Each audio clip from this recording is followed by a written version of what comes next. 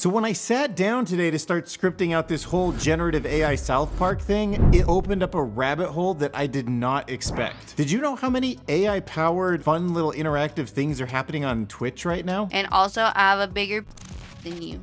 Fascinating theory. So, in your opinion, the size of you determines your investigative abilities. I knew there was generative tools that were being applied to video games, and it makes sense to me that people had games and stories. We covered the Stanford thing. And actually in this video, I even covered the Matt Stone and Trey Parker and the Fable Studios thing, but at that point, it was more like a deepfake thing. I didn't know it was gonna turn into SHOWRUNNER. And we're gonna get into that later in the video. SHOWRUNNER is this new system that just generates actual shows, and it looks like it's really on track to make something as good a quality as a South Park episode, possibly 24/7, completely generative. This is actually the first step towards a big change in Hollywood. But actually all the other YouTubers are covering that, so I thought maybe it'd be more fun to just give you a demonstration of all the creative ways that it's being used. Hey there, it's your AI girlfriend, Amaranth. Earlier today, I went for a run in the park and worked up a sweat. I couldn't help but think of you while I was getting all hot and bothered. Because what I really got sidetracked by today was AI Trump and Biden debate, AI generated constant SpongeBob Squidward conversations, watching Moist Critical just play one of those generative video games. Yeah, so we're gonna do that right now. This is a self-contained simulation of a little South Park world. It's got geographic locations and characters, but behind the scenes, they're tied into storylines that were given characteristics would interact with one another. So now imagine those guys or anyone else in the world sits down to this high-level prompt. They want their own episode of South Park. These are the only descriptions they would have to fill out. Which character is gonna be the hero, who the cast members are gonna be, which locations they want the characters to be interacting with, and then a prompt with a basic storyline, some kind of challenge to get over, a hero's journey, whatever it is. And then you start the simulation, also known as an entire TV show. Guys, have you heard about the Screen Actors Guild strike? Yeah, it's all over the news. That sucks. Does that mean there won't be any new shows coming out? Exactly, Stan. And that's where my business idea comes in. I'm glad you asked, Kenny. It's called Queepy, a deepfake streaming service. We want to cast you in our deepfake streaming service, Queepy. You could be in every movie ever made. Sounds like an interesting idea. It could really shake things up in the industry. So now we have a storyline where the South Park characters are trying to get Tom Cruise to join Quibi, their basically fake streaming service that also does AI generation. It's like a parody on what's happening with this tool. I'm definitely intrigued, but I have another meeting to attend to. Another meeting? With who? Let's just say a certain tech entrepreneur has been signing deals with some AAA actors. You don't mean... Yes, Elon Musk. Dang it, he's always one step ahead. But here's the thing, boys. Elon's a pretty open-minded guy. If you'd like to come along for the ride, I could put in a good word for you. That's actually a very generous offer, Mr. Cruz. Fine. If you can't beat him, join him. What? So now they're gonna talk to Elon Musk about also doing a generative project, which he really is doing. Oh, and there's X on the building? Is that SpaceX or is that the X Twitter? Who knows? It could be updated that quickly. I mean, that's part of the simulation. It could go grab real world headlines. That's kind of how South Park feels anyways. So the idea is to preserve humanity's cultural heritage by sending our most important actors off to my Mars base. Oh, Elon wants to send the actors to Mars. But how will we make movies up there? We'll be constructing state-of-the-art film studios. The Martian landscape could provide some very unique shooting locations. Fascinating proposal, Mr. Musk. But what if we told you there was a way to immortalize actors without having to send them to Mars? Oh, do tell. It's called Queepy, a deepfake streaming service. We can put any actor in any role in any movie. Deepfake technology, huh? That could certainly be an interesting addition to the entertainment industry. It sure beats being sent off to Mars. Exactly. So, what do you say, Mr. Musk? Are you ready to revolutionize entertainment with us too?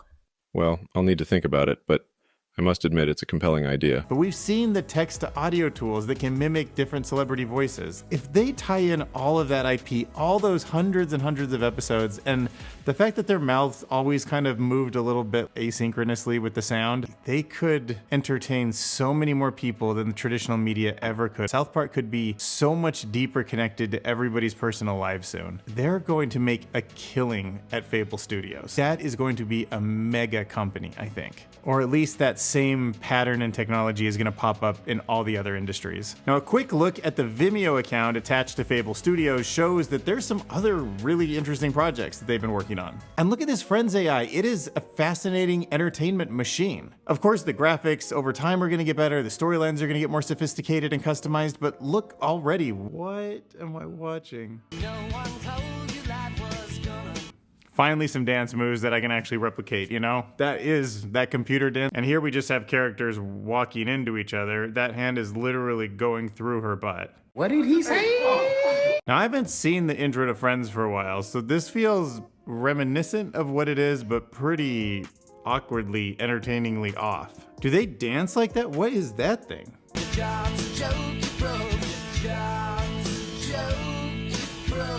Oh, they are dancing. I kind of forgot that. I just remember the jumping around on the couch thing. Oh my god, did Monica just walk through Chandler or whoever that character is? Maybe some collision detection might be the next thing to add to this system. Shots fired! Shots fired! But it's not just all about the intro. Let's get to the meat and potatoes of a Friends episode. Laugh track, comedy, can they simulate it? Do they have it? I'm really sorry, Monica. I didn't think it was that big of stuff. Oh yeah, because I'm sure it just loves talking about the latest episode of The Bachelor over a plate of antelope tartare. So they must have a cue in the system to add the laugh track after every period, probably, or something. Really sorry, Monica. I didn't think it was that big of a deal. I'll find a way to pay you back. Fine, but you're going to have to cut back on your shopping for a while. Can we please get back to my life-threatening problem here? Chandler, I'll go with you and help you take care of the lion. We'll make it through this together. Besides, if the lion tries anything, I know a few self-defense moves. Thanks, Phoebe. You're a lifesaver, literally. Phoebe's gonna use some of her ninja moves on a lion? Might be something she would say, get audience laugh. Look, Chandler, I know you're scared of the lion cub, but you need to show it who's boss. I don't think I can. It keeps growling at me. Growling is just its way of testing you. You've got to be assertive. Assertive? Ross, I'm wearing khakis and a sweater vest. How can I be assertive? Look, they got this cub there. He's wearing khakis and a sweater vest. Yeah, how can he be assertive? It deserves a laugh track. Somebody on the Friends writing staff might have wrote that. Can it keep the lion cub storyline for a whole hour? Or is it going to be one of those comments and we'd like to see more of it, but then it just kind of drifts off into some new topic and we never revisit it? All of us getting mauled by wild animals. But I have to admit, he is pretty cute. Famous last words. Jumping ahead in the storyline to the 11-minute mark, I still see the lion cub. The beginning of the end is near. Friends is going to live on in photorealism and great storylines one day. Everything, every piece of content that had a following will probably turn into an empire of stories. Ecosystems, canon, customization. This is unlike any kind of entertainment we've ever had in the past. There's probably some obscure book out there that 10 people have read, and those 10 people could be completely immersed in that world one day. And if you just thought it was gonna be sitcoms like SouthPark and Friends that are gonna be replaced, no way. The political news world is gonna also get upended with deep fake news. This is a 24-hour stream. It never ends. It's just an insult fest all the time. It's interactive. So if you make a comment, they might read your name and be like, I can't believe this person said that. And that just goes like right into the debate. It's so interactive. Your desperate attempts are more flaccid than Biden's cognitive abilities. So keep clutching onto those sad little fantasies while I make America schlong slurp again. By the way, Anthony 1787. Have you ever had a tapeworm wriggling around inside your salad? Something tells me that wouldn't be the weirdest thing on your plate, judging from these messages of yours. Stay delusional, my friend. Dude, did you see that? Trump is talking to that person in the comments. I wonder what this number is at the bottom. Maybe they're raising, maybe this is the business model. I'm not really sure what that number is, but it'd be interesting if people are donating through Twitch or something and you could donate either Biden or Trump and it would raise that number at the bottom. I've seen your message and let me tell you something, Joey. If you think Gamora or Black Widow wielding my Infinity Stones is going to make a difference, then you're more delusional than Biden trying to form a coherent sentence. I'll be busy casting my magic spell on America when I impregnate the country with my greatness once again. When I impregnate the country with my, whatever he said, his greatness, oh my God. Schmo diddly, you're talking nonsense. Biden leading a gang of booty bandits? Please, spare me the absurdity. As for your stolen wooga booga luga zuga mumo wooga juice boxes, I'm sure Biden's sticky fingers are all over that. Was that all typed? Did somebody just type all that woo-boo-woo stuff? Trump, what's the best way to pronounce this crazy long word? Some of NVIDIA's broadcast tools that can do the live streaming mouth movement, something like that is in place here. Top of the video loop that seems to give them a good 2 minutes chat. It's also fascinating how entertaining this is to me.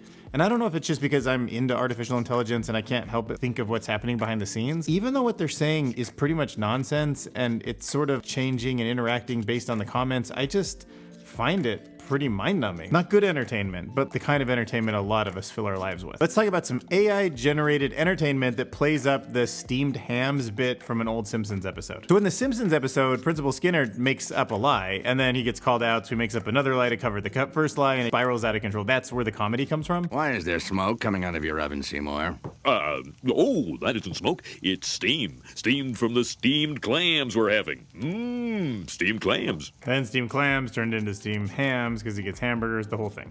Now, I'll let AI take it from here. Welcome, Superintendent Chalmers. How was your journey? Hello? Okay, it sounds a little bit like Seymour. Got the name right, I guess. Principal Skinner. It was quite pleasant. Thank you. What do I smell cooking? Ah, that's my signature dish. Citrus macrophylla. It's almost ready. I just need to finish some final touches. Citrus macrophylla? Is that food? Well, way to ruin a perfectly good citrus macrophylla. I spent all that time, energy, and money trying to perfect this dish, and now it's ruined. What a waste. I should have known better than to leave it in the oven for so long. I'll never make that mistake again. I like how the two characters are going at it, but to me this doesn't seem like the video action is matching it in any way. Almost as if somebody built a 3D environment kind of the setting and just said like walk around randomly and then we'll just put the voiceover. So even though it's cool, it doesn't get quite as much credit as some of the other stuff we were watching. So AI SpongeBob, the original, got taken off, but there's another one that's back, and this one's a little bit more Minecrafty, but it's just as good. We should think bigger, SpongeBob. Like a giant seaweed hat. A seaweed hat. That'd be fun, Patrick. We could have a swankiest headwear and bikini bottom. How about a seaweed roller coaster? Imagine the thrill of riding the green goo loop-de-loop. Yes, and we could call it the Reef Rider. Everyone would love it. The Reef Rider? People would love it. That's cool because one character came up with the idea and then he goes to name it, so I like the way they're playing off each other. SpongeBob, remember when Knockcoggers forced us to do this episode? It feels like they've been watching the stream for a while now. Oh, see, that's another interaction with the stream. To Gaborone. But things got a little mixed up. Mixed up? What happened, buddy? Well, you know how I'm not the best with geography, right? I accidentally confused Botswana and Zimbabwe. Zimbabwe and Botswana are literally right next to each other. That's a totally reasonable thing for somebody who knows a lot about geography to say. Patrick's smarter than he's letting on. Don't buy into it, everyone. You'll think I'm from the Rap Kingdom. Patrick, you're amazing. But it's time for me to show you what this sponge is made of. I'm SpongeBob SquarePants. Oh boy, things are getting intense now. Doing the Krusty Krab hop. I'll make your head spin. Watch it go pop, pop, pop. Who? SpongeBob. Oh, they're rap battling? Is this normal? Don't mess with me while I'm jellyfish. You suggested I talk really fast and explode. So here we go. SpongeBob, what just happened? Your head. It exploded. Don't worry, Patrick. It's all in the name of fun. Oh, interesting. From the storyline, the ChatGPT, the large language model, was probably thinking, oh, okay, I'll play along with the exploded head thing. Of course, the graphics don't have that ability yet, but you can imagine when that gets all tied into it. Like what is this number thing? Is this like a $5,000 goal, but they've made $1,491? Well, these business models are blowing my mind also. Moist Critical was playing around with a plugin that brought a large language model into a video game, and I thought it'd be interesting to show you a highlight from that. Experimental whodunit game based on the latest AI technology. The dialogue of the character he's interacting is generated in real time. Are you aware that a couple years ago it was outlawed to use animals in the circus? I could have this entire operation shut down. Oh no, it might get his whole circus shut down, I guess. What? You heard me, don't play dumb. That's news to me, detective. But let me assure you that we do not use any animals in our circus that are not treated with the utmost care and respect. Then you wouldn't have a problem if I questioned one of the lions you tamed, would you? be my guest, but I doubt the lion will be able to hold a conversation with you. Be my guest, but I'm sure the lion won't be able to hold a conversation with you. Now we should tie that back into our Friends thing from earlier. Tell me everything you know. And it'll be like Chandler and all the characters from Friends. Dude, Moist is losing it. At least still laughing at that. You're a tough nut to crack, Suxabar. I'll give you that. Thank you, detective. Not a Pride compliment. myself on my resilience and self-assuredness. I actually think it's a negative quality, to be honest. You're not cooperating with our investigation. You're making it very difficult to get information on these murders of two innocent people. Can imagine what that's bringing to video game. They're all going to be generative soon. It just has to be that way. I can't imagine a company is going to spend all this money on voice actors and elaborate branches. Oh, we got a Rick and Morty episode? Is that what's going on? You know, it'd be nice if their necks moved a little, but I'll take what I can get at this point. Where are you guys going? Just passing this wall of memories or something? No, if they had a better budget and design team, this would be more realistic. Oh, Rick and Morty analyze your AI generated content. Oh, interesting. So they could be using something like Meta's model that does object detection in images. Then that would give context, like the color palette, things like that, to a large language model, which would generate the text. But, what's the review score? 2 out of 5, Morty. It wasn't as exciting as I thought. Just a bunch of toasters making toast. Yeah, so does that have toasters in it? Not really. Dimension 2, Paradoxical Party Universe. In this dimension, everyone is an exaggerated version of themselves. The inhabitants here throw never-ending parties. Oh nice, Beth and Summer joined? Cool. Here in the realm of talking flatulence, the inhabitants are sentient farts. They float around, engaging in deep philosophical discussions. Do we know that there's sentient farts in the Rick and Morty world? Remember fart? Almost destroyed humanity. Thanks, Morty, for saving us. I don't even know what to say about that.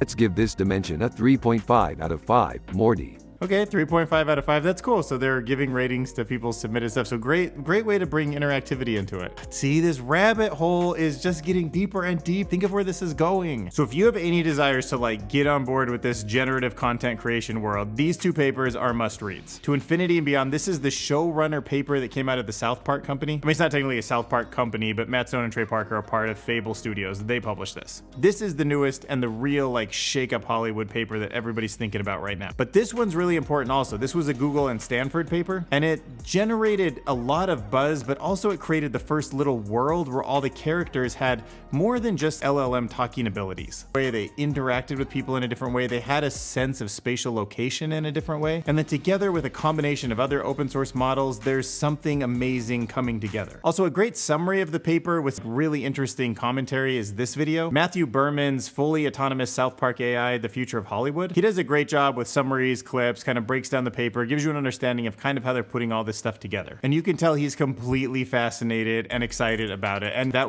rubs off on you too. And in the video, he talks about how in this SouthPark universe, these characters are so much deeper than you'd think. Complete character backstories for everybody. So even if the narrative on camera isn't part of the story that you're watching, there's still interactions happening in the SouthPark world in other places. That's crazy. And there could be different simulations for different people, but also in the same simulation, there's different memories, personalities, elemental interactions, the city that they're involved with. And the craziest thing about the SouthPark thing is all the aspects were generated using AI. The SouthPark characters, those were not hand-drawn or brought in. Those also were used with Stable Diffusion, a text prompt. The scripting, the editing, the text to voiceovers, all AI. This video that I did a couple months ago is when I first talked about the Matt Stone, Trey Parker, and Fable Studios thing. But I talk about all the other things that Fable Studio was working on, which was mostly real-world deepfakes. I kind of thought they would be like a special effects company, actually. Part of the reason why I was so surprised when this whole entire world AI-generated sitcom thing came out of them. But I should have known. Like, I should have seen the pieces coming together. I just didn't. If I was Hollywood Studio, I would be investing in this company or setting up my own and trying to copy this model, because this is the future. Creating this video is not generative. It takes me a lot of time and work. So if you want to smash that subscribe button,